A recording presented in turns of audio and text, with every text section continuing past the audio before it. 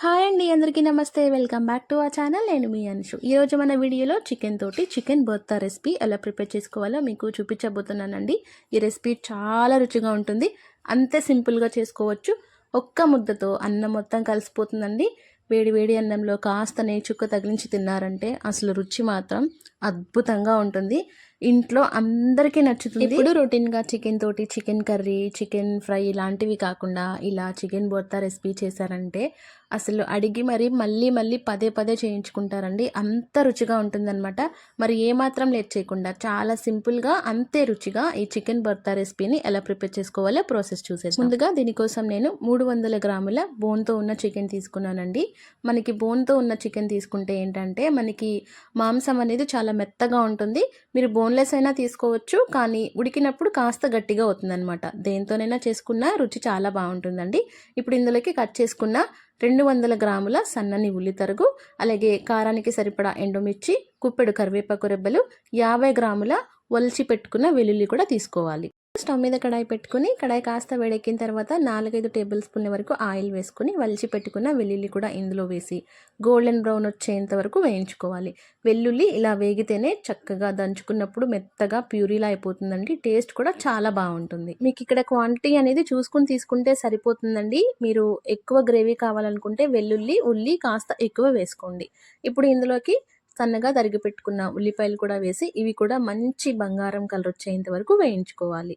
ఇలా రంగు మారిన ఉల్లి తరుగు కూడా తీసేసి పక్కన ఉంచుకోండి. ఇప్పుడు అదే ఆయిల్లోకి కారానికి సరిపడా ఎండుమిర్చి కూడా దోరగా వేయించేసుకోవాలండి. ఇక్కడ మిర్చి అనేది మీ కారానికి సరిపడా వేసుకుంటే సరిపోతుందనమాట. వీటిని కూడా తీసి పక్కన ఉంచండి. ఇప్పుడు గుప్పెడు కరివేపాకు కూడా వేసి చిటపట్లాడిన తర్వాత ఇది కూడా ఒక ప్లేట్లోకి వేసి మొత్తం చల్లారనివ్వాలి. మిగిలిపోయిన ఆయిల్లో మనం తీసి పెట్టుకున్న చికెన్ కూడా ఇందులో వేసేసి ఇందులో నీరు ఊరి చక్కగా ఉప్పు కారాలు పట్టేంత వరకు ఫ్రై చేసుకోవాలండి. కాస్త నీరు వదులుతున్నప్పుడు రుచికి సరిపడా ఉప్పు వేసుకోవాలి.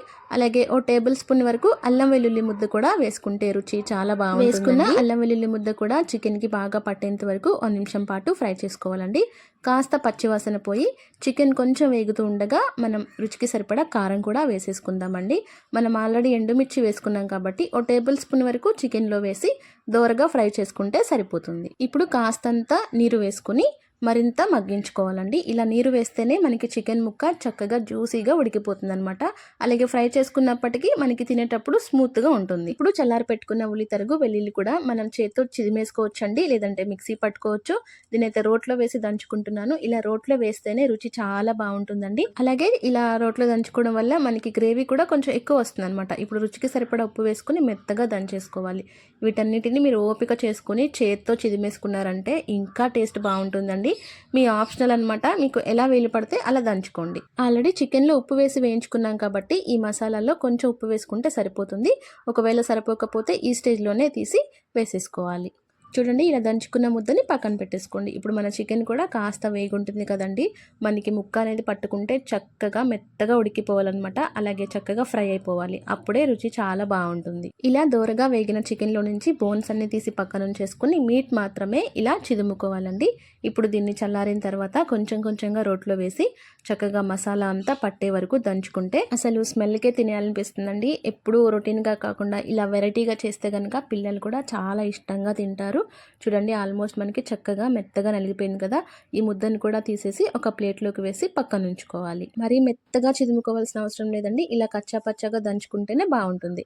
ఇప్పుడు ఇందులోకి కట్ చేసుకున్న సన్నని ఉల్లి తరుగు, అలాగే గుప్పెడు కొత్తిమీర, ఓ చెక్క నిమ్మరసం కూడా పిండేసుకొని ఇవన్నీ కూడా చికెన్లో బాగా కలిసేంత వరకు కలుపుకున్న తర్వాత ఒక్కొక్క ముద్దగా చేసుకొని ఒక ప్లేట్లోకి సర్వ్ చేసుకోండి. అసలు వేడివేడి అన్నంలోకి కాస్తంత నెయ్యి వేసుకుని ఒక్క ముద్ద వేసుకున్నారంటే అన్నం మొత్తం కలుస్తుందండి. పిల్లలు కూడా చాలా ఇష్టంగా తింటారు. అలాగే అడిగి మళ్ళీ చేయించుకుంటారు. అంత బాగుంటుంది అనమాట. మీకు నచ్చిన సైజులో చిన్న చిన్న ఉండలుగా చేసేసుకుని ఒక బాక్స్లో పెట్టేసుకున్నారంటే 2-3 రోజుల పాటు నిల్వ ఉంటుందండి. చాలా ఫ్రెష్గా ఉంటుంది. చపాతీలోకైనా సూపర్గా ఉంటుంది. రైస్లోకి అయితే ఇంకా చెప్పక్కర్లేదు. ఖచ్చితంగా రెసిపీని ట్రై చేయండి. మీరు ట్రై చేస్తే ఎలా వచ్చిందో మీ ఫీడ్బ్యాక్ నాకు కమెంట్ రూపంలో తెలియచేయండి. మరిన్ని వంటల కోసం మన ఛానల్ని సబ్స్క్రైబ్ చేసుకోండి. మీ ఫ్రెండ్స్, రిలేటివ్స్కి షేర్ చేయండి. కమెంట్ సెక్షన్ పక్కనే హైప్ ఆప్షన్ ఉంటుంది.